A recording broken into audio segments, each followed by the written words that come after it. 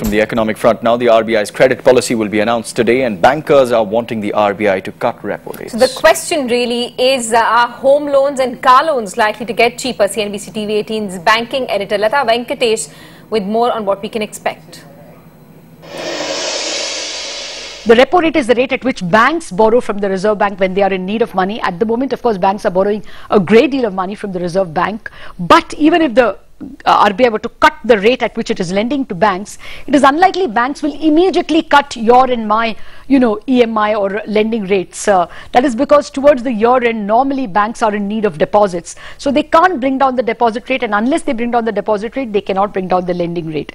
Chances are, if the Reserve Bank does signal lower rates, then it is possible that your deposit rates will fall by April second week or thereabouts. So those of you who are still looking for parking their money, their savings, you should get into deposit rates at this juncture. At this juncture, you will still get a higher term deposit. Will your EMIs fall? If the Reserve Bank were to give a 25 basis repo rate cut and a CRR cut, the CRR is the percentage of your of a bank's deposits that it keeps in cash, that it has to keep idle, it cannot lend.